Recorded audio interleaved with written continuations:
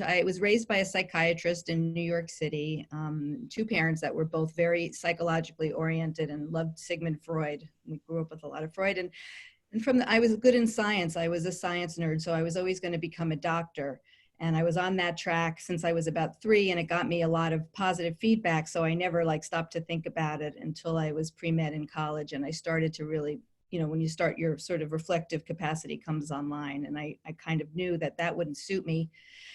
And I thought, what's like it? Because I was worried about being too anxious. Frankly, I was an anxious person, and I didn't want to deal with death and dying. So I thought, what's similar to medicine but without the death and dying? And that's how I came to dentistry. And I applied to both medical and dental school because I had to prove, that I could get into medical school. Because in Jewish families where there's a doctor, there's some issues with becoming a dentist. But I ultimately decided to become a dentist. And that was great. It really informs a lot of my work because the first 2 years are knowing I was with the medical students at Columbia. And so I think everything I learned about the physiology of the human body really made me ripe when I first had exposure to emotions at an attachment conference back in 2004. But to make a long story short, I did dentistry for 1 year after graduating, just to make sure I didn't hate school, but I really didn't like being a dentist. It didn't suit me. And then I cut my losses, which was very hard, and floundered for about 10 years. And then after 9/11, had sort of an epiphany that I wanted to become a psychotherapist, which I think I always did, but I can't imagine doing that at the age of 22. A lot of people do have the confidence, but I just didn't feel like I had anything to offer at that age. And so I went back for a master's at Fordham, and then I knew I was going to go right into psychoanalytic training because in Manhattan, that was the sort of creme de la creme of being, the most sort of trained in my mind. Again, that's how I was raised. And then right before I was going into analytic training is when a friend of mine mentioned that I might like this woman, Diana Fosha, and I Googled or looked for where she might be speaking, and that's when I found this full academic conference on emotions and trauma, and where I first had exposure to the triangles and to trauma theory and to attachment theory and to infant mother research in this way that it was put. And I was so blown away by two things.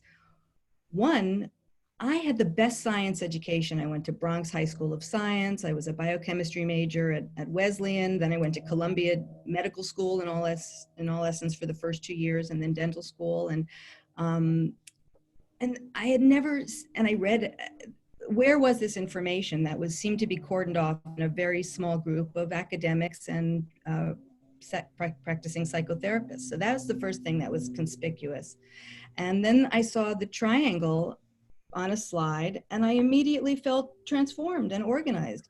And I had gone through 2 major depressions from situational stress, and I had been anxious my whole life, although I didn't know it because I was defending against it with productivity.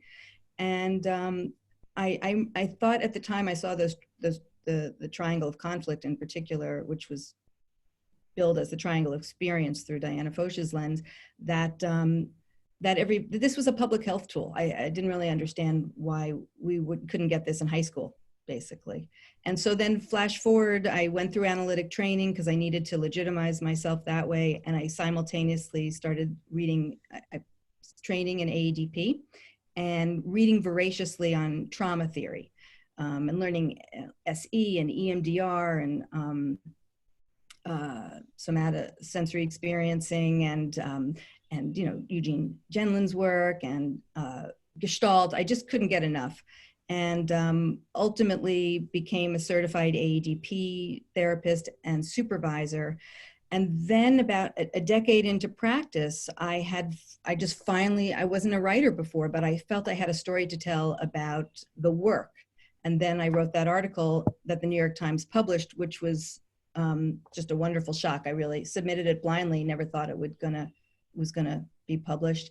And then because it went so viral, I was like, okay, I didn't think I was the only one that this stuff would resonate with, and then I really started to get jazzed about sharing it with the world. And then I got asked to write the book. I didn't seek it out. So it was like the luckiest thing in the world and wonderful. And they said, what do you want to write on? And I was like, well, there is this triangle that I want to share with the world.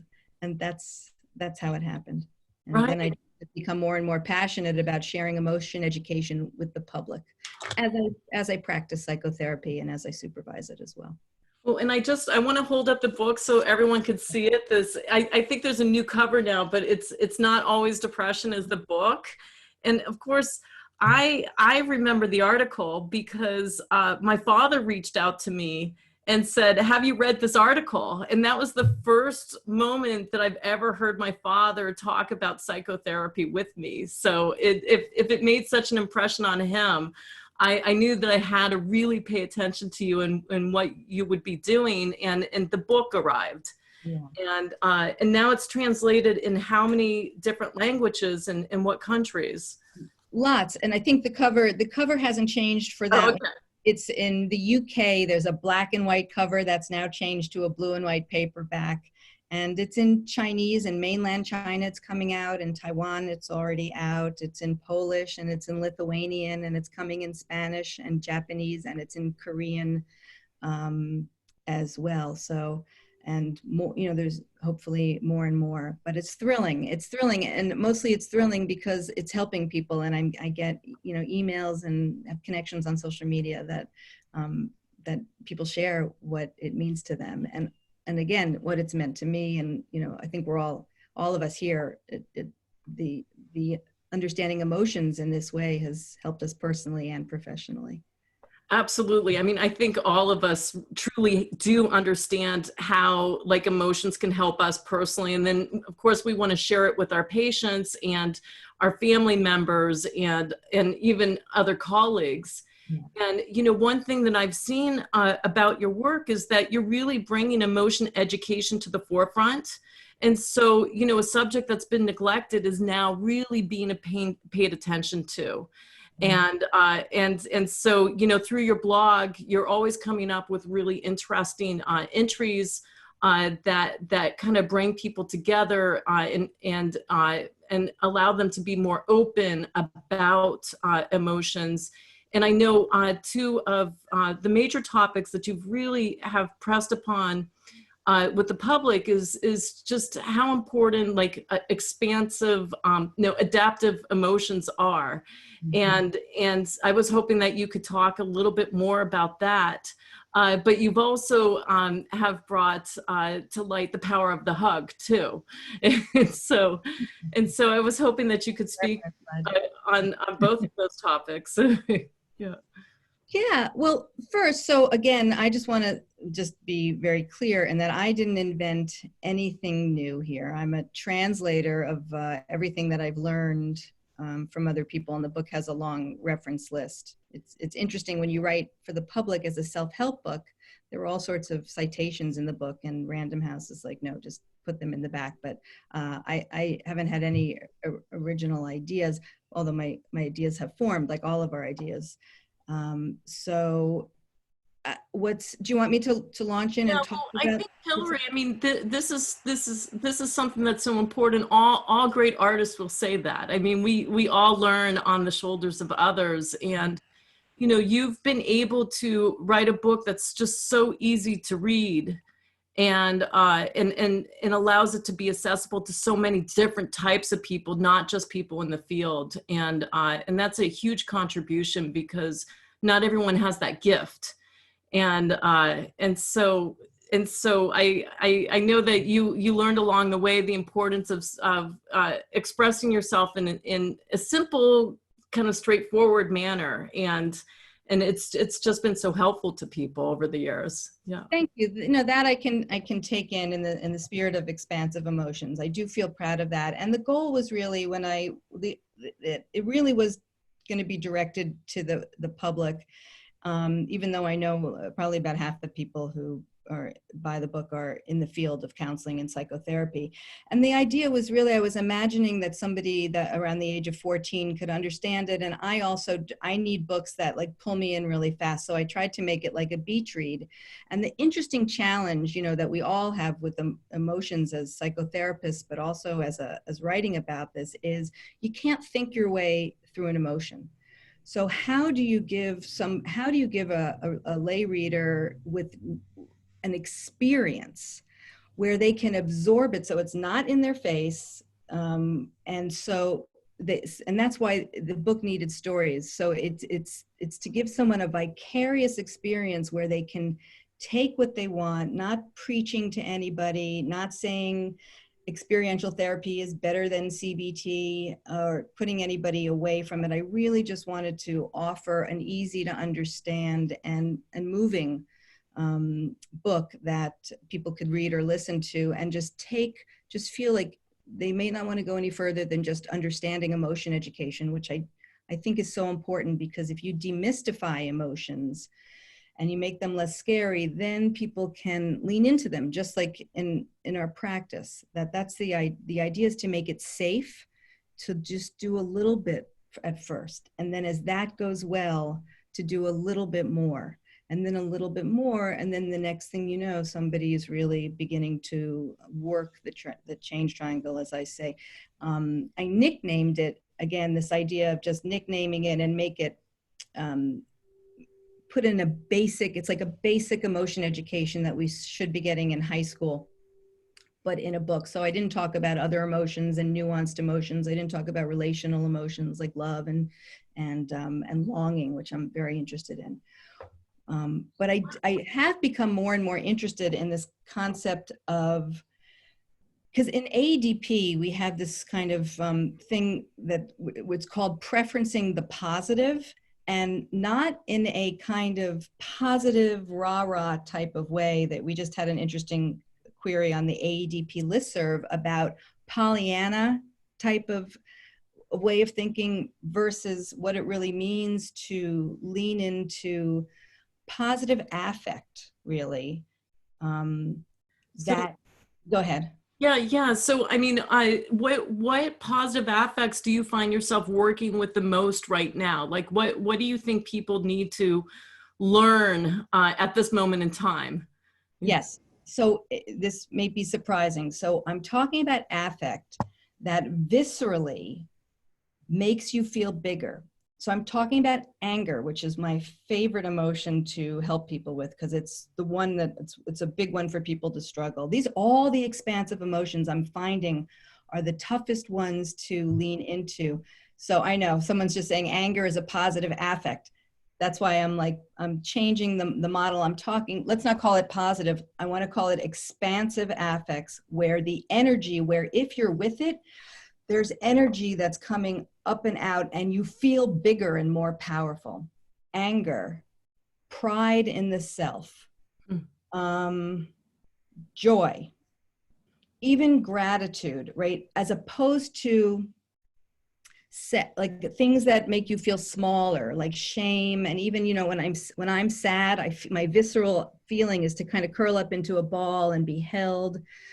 So as a therapeutic idea, when somebody gives me an entryway, and we can keep anger out of it if it's too controversial. Let's just talk about pride in the self for a moment. Somebody tells you something good that happened at work, or they received an award, or somebody complimented them, or maybe I said something good and I see a reaction, something complimentary or affirming. To take that moment and have somebody, and really make an invitation, that's so important, what you're saying. And would you like to take this moment to get to know this feeling in a way? I ask a lot of permission. And even if they say no, oh no, I don't want to stay with compliments, because the surest way to go right up from the bottom of the triangle to a defense is to see someone talk about a compliment and they shrug it off and they roll their eyes and they go but right away. But if you bring them back and say, well, what if we get to know this feeling a little bit, and what's it like inside, and what inside is telling you that something good is happening? And then holding them to that as much as they can take that, so that you're, the way I envision it in my head is they're literally taking up more space in the world, and you're going to hit that window of tolerance very soon, and then start to titrate between regulating anxiety when it starts to go up, and, you know, stop what we're doing, let's ground and breathe and calm, and then let's go back to that pride in yourself or that joy. So one thing that I'm hearing you say, Hilary, is that, you know, really being conscious with the person that you're working with about what affect they will be experiencing with you, and then encouraging them to stay connected with that affect in relationship to you. And you're just going to be helping people get comfortable with the adaptive affect, and then if they get anxious, trying to help regulate the anxiety so that they can come back to it and be with you. So well said, exactly. And that, again, the emphasis on that adaptive affect, like somebody just wrote about anger, going to one, just being comfortable with it, and then taking that anger and making constructive use, either agency, right, building the core of the self. This is what I want, this is what I need. And then the last step is helping somebody channel that into is limits and boundaries set in kind and firm ways. It's you know, it's this last step of what to do with emotions to make, once you get to know them so that you can make good use of them, is really all about the presentation and good communication skills and making sure you're heard and that you're not raising somebody else's defenses. Well, and what's so wonderful about your book is a person actually has a chance to read this book on their own, you know, to explore all the different affects, and to have an idea of what they're comfortable with, what they're not comfortable with, so they can come to a clinician and say, listen, I need some work on this emotion of anger or pride, whatever it is. And one thing that I'm noticing in the chat is that, you know, we in psychotherapy use different terms for the same concept. And so we're talking about positive affect, we're talking about adaptive affect, expansive affect, core feelings. So there's a lot of different words that we use that really mean, you know, the emotion that you're able to experience and express inside with another person. And that's what you're inviting your clients to do with you, is to be able to share these feelings with you and reap the benefits. Absolutely, just as a core concept, right? That we don't, that we, you know, I've come to think of mental health as the ability to experience. I'll just stay with the change triangle model. The 7 core emotions with minimal amounts of inhibitory emotions, anxiety, guilt, and shame, so that you can make use of them. And then once you know what you're feeling and you have access to that, then you try to figure out what to do, whether it's to process something on your own with a therapist, or where you're actually going to communicate with somebody what the need is, what is adaptive for. Right. And you know, one thing that I enjoy so much about your model is that on the feeling pool, you really identify, like, I think there's like 7, the calmness, curiosity. I need some help from you on this. Oh, Like, and the open-hearted, like when you're regulated. yeah, when you regulate it, what is it that you're experiencing inside? You have a list. Can you share that with us? Yeah. So that I adapted. So the idea here is that, and the encouragement is that when you don't bury your core emotions, when they can flow, and you can tolerate the strange sensations that all emotions create in the body, right? That then you get familiar with them, and you're not scared of them anymore. When you can process an emotion either alone or with a therapist, depending on old and new, how much trauma, how much work someone's done, you're regulating, you're integrating the brain, and you're regulating the nervous system, and then you drop into a state. In AEDP, we go through the different states from defense down to the state called core state, which is a regulated nervous system. And in that calmness, this I borrowed from Richard Schwartz in internal family systems therapy, where he talks about the essential concepts of the self.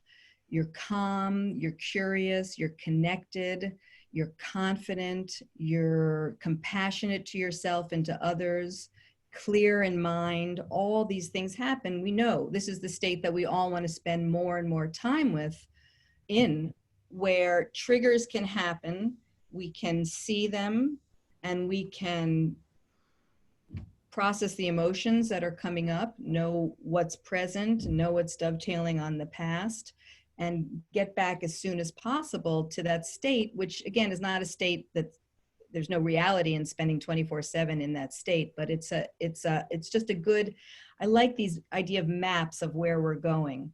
Right. And so even sometimes at this point, if you know the C's and you're triggered, you can even just try to make a shift. Like, let me find some calm and clarity inside, and let me right away shift into compassion. And sometimes you can even just make that shift by looking for it. Right. And what's so interesting about your work is that you have the 7 C's, which tells us, okay, this is how someone should be feeling if they have a balanced triangle, if they're connected with themselves and connected with another person.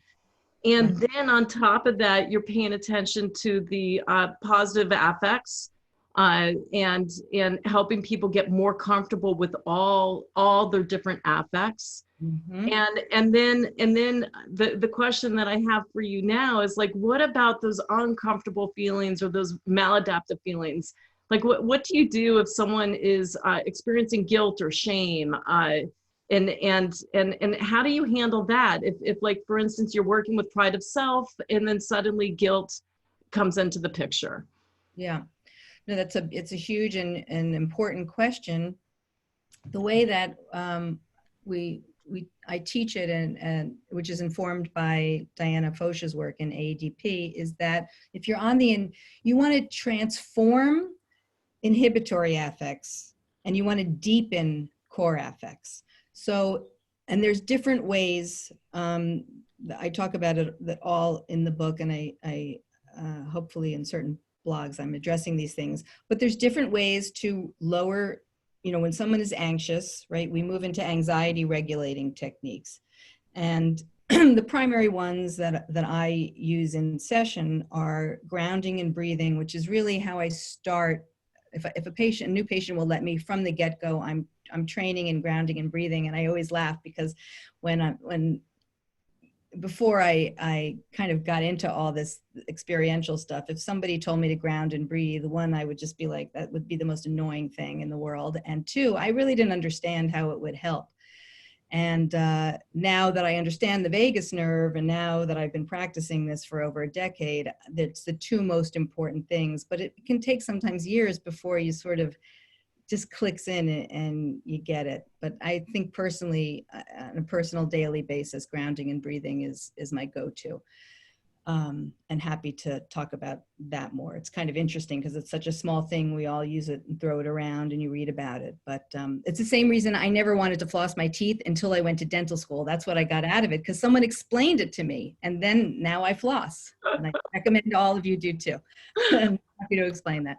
So grounding and breathing are great ways to lower anxiety. And in AEDP, we use the connection very intensely, because there's nothing more comforting than being with a sort of an older, wiser, safe other that says, no, we got this and you're going to be okay. And even if you're having a panic attack, I'm right here. Look me in the eyes, feel your feet on the floor. Let's breathe. There's nothing. It's so fascinating. It's almost like you're teaching people how to floss their own emotions and to be comfortable, right? Yes, but similarly, just the basic education, because we live in a world that's largely emotion phobic. And particularly, I think my heart goes out to men, if I can be gender biased for a moment, because they're taught from the earliest age to stay away from tender emotions, and that it threatens really everything about them and creates shame. And so this idea that if you can give a little bit of education, a little bit, like emotions just are, or emotions in the body, or anxiety is a signal to look for underlying core emotions. Like those three things get people interested. Like that's what gave me like, oh really? Oh yeah, that makes sense. Tell me more. So it's that idea of providing a basic of a left brain education that gives someone enough confidence to have the courage, right, to let go of their brain. We live in our head because it's safe there. Because once you go below the neck and you start to feel the sensations that emotions have, it's like, what's happening for me? And because they're wave-like, it's scary. You don't know how big it's going to get. So helping people have metaphors to understand that you can hold your nose and jump off a cliff into the world of your body.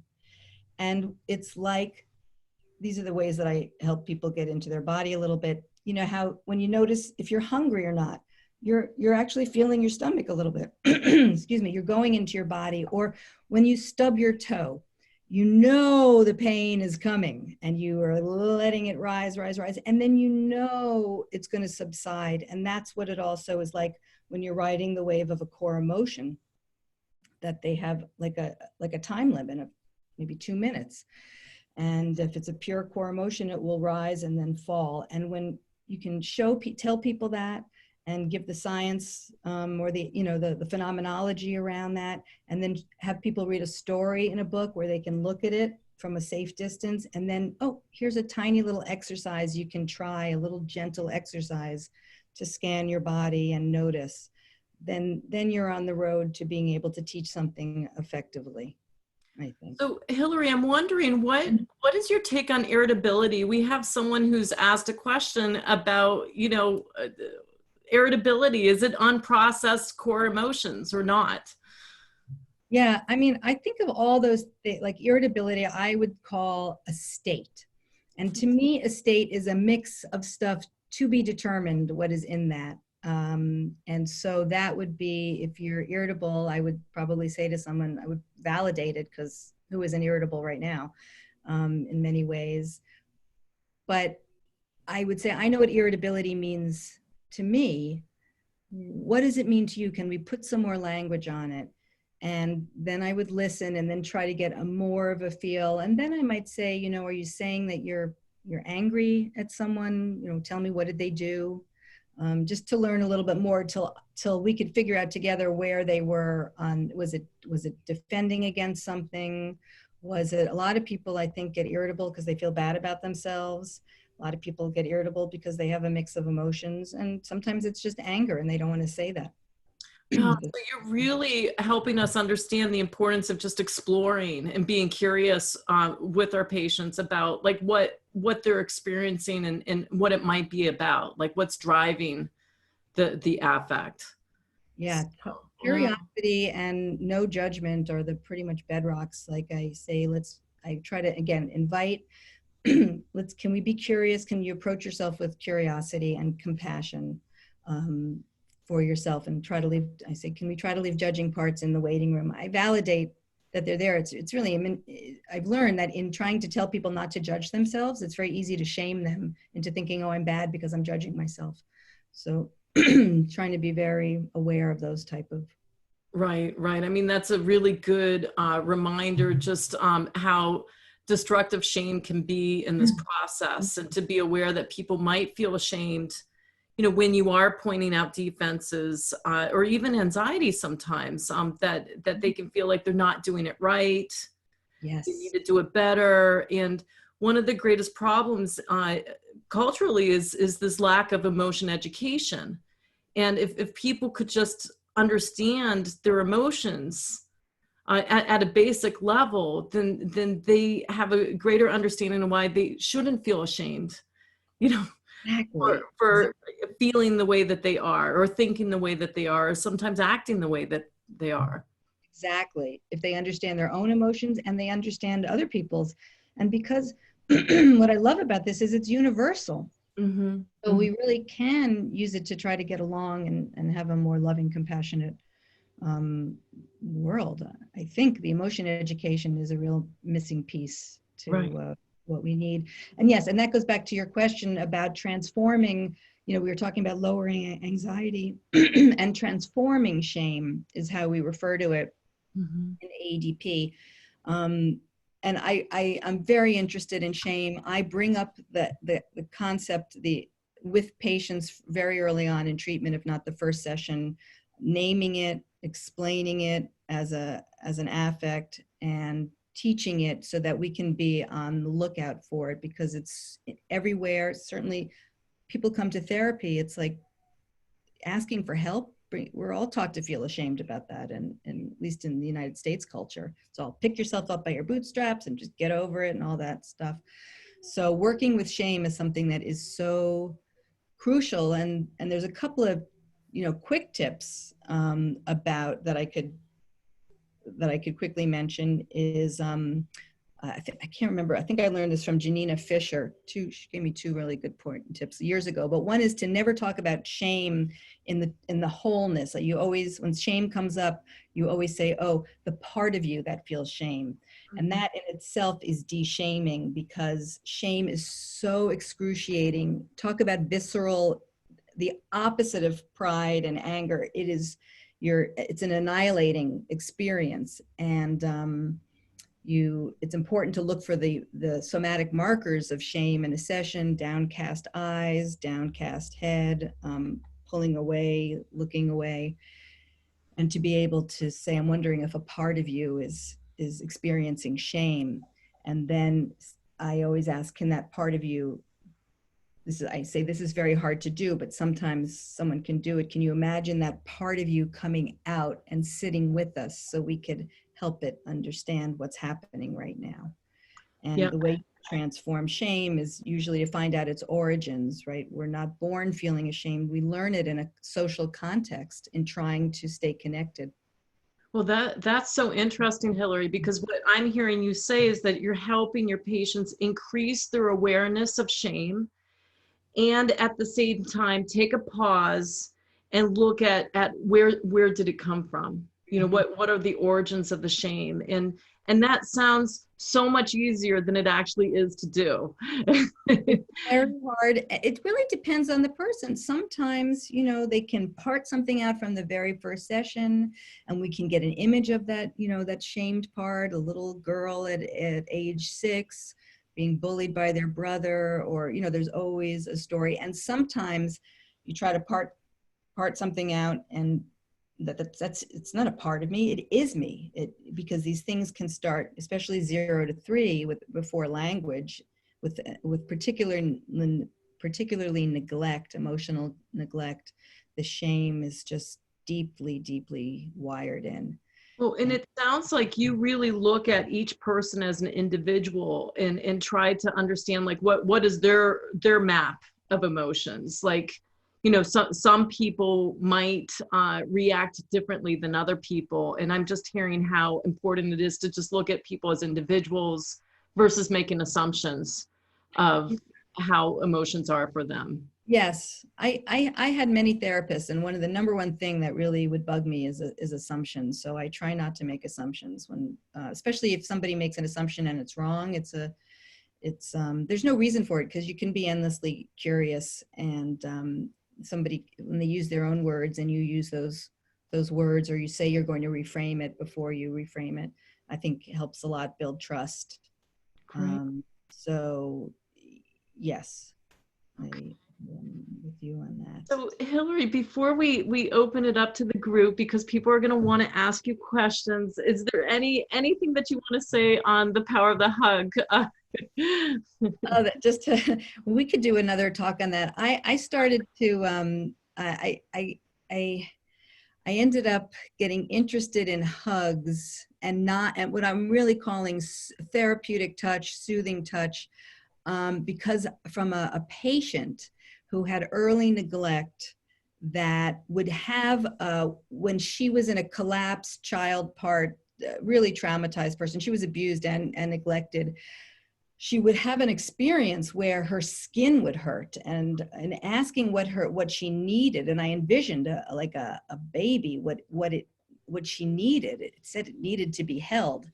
And just the naming of that, just it blew me away. It got me so curious, and it made sense about, we swaddle babies, the need to be contained, the need to be held when you're having affect, especially as babies having, I do relate to the babies having rage and all the core emotions are wired in, perhaps sexual excitement, not so much until adolescence, but still even, sensual excitement. So it came as a byproduct of that, and another patient who really wanted the touch. And I had to, being trained as pretty much a traditional psychoanalyst, like that was like to touch a patient, when somebody wanted to, in psychoanalytic training, when I would come into supervision and someone wanted to even shake my hand, we'd have to analyze the hell out of it. And so I had Freud over my left side, saying never do that. And I started to get curious, and I researched the ethics around hugs. And there's nothing in the APA or the NASW, the National Association of Social Workers, or the American Psychological, that prohibits hugs. The two prohibitions are you can't have sexual relationships with your patients, and you can't do business with them. And that was interesting to me. And so I had started to allow myself to work with fantasy hugging, imagining me hugging, and then hugging, and wrote an academic paper, which I'm happy to share with anybody that wants, that's in the Journal of Transformance, which is the AADP journal. And then I just did a lot of research for that and was very interested by the benefits of therapeutic touch and holding. I swaddle patients in the room, I hold their hands, and I hold them, I stroke their heads sometimes depending on what they need, and never without permission, never without kind of analyzing it at first, what it would mean, the fantasy, knowing that sexual feelings can come up and that's okay. We just have to separate them out. And again, because I work with parts and all these things that I've been doing, but I'm happy to talk about that and to come on and do another. It might be shocking and horrific to some people, and that's totally fine. We can talk about that. What I'm hearing is so many of us are experiencing virtual hugs now that we're working on Zoom, and so I guess there's a lot of curiosity these days about hugging, because we are not in the same room with one another, and it just feels so right to just say, okay, goodbye. I'll give you a hug goodbye today virtually, and it seems like a way that people are saying goodbye to one another. Yeah. And so you can even take that up a notch if you do that with patients or with each other. And what I kind of give some instruction is, eyes closed or eyes open, to let yourself hug yourself, and to remember, if they've had a hug with me before, feel, the instruction is, can you bring up the memory and feel my hands on, the way that I hold you, feel my hands on the back of your head or on your back, and really turn that into an experiential moment to, again, as you stay with something, right? Because the body takes much longer than our smart thoughts come very fast, but you have to sit with something for a while to kind of let it light up those neural networks, is how I think about it. So you can start to reap some of the benefits of hugging. I'm in the middle of I had a book proposal out for the public again on the healing power of hugs for families now who are quarantined together. Something called a therapeutic hug, which you need to linger for minutes and to let that oxytocin start to flow, which does wonders, but it requires really slowing way down, like you have to do with emotions anyway, and synchronizing breathing, and not pulling away until the huggee, the one who needs the hug, is the first one to pull away. And you have to be, in it to win it, and really you start to work with your own dysregulation from the intimacy. So it's challenging and interesting and helpful. Wonderful. Just to talk about. Yeah, and I know you need more time on that subject, but I mean, just given what the challenges that we're facing today, I'm sure your words will be holding them with us all week. So we have time for. Go ahead. I just want to say, as a cautionary tale, hugging, is not to be taken lightly with patients, when we're gone. And I really just want to say it requires thought and discussion and signing something, and but it's an intellectual discussion, and it's worthy of an intellectual discussion, as opposed to, oh, it's a slippery slope, let's forget it, which is how it sort of Freud relegated it to. Not going there. Well, Say that as a caveat and for the caution. Yeah. And Hilary, what we'll do is, if you can go ahead and send me any of the articles that you're referring to, and we'll go ahead and put it on the Slack channel so that it's available to everyone in the community, which at this point is over 100 people. And also we'll be sure to share it in our other personal networks too. Okay, if people want, I don't know if I haven't, there's the New York Times published something called The Healing Power of Hugs. And then I have to even check if that academic article I'm allowed to give away. I think they make you pay a small fee for that journal, but yes. Okay, thank you. Thank you.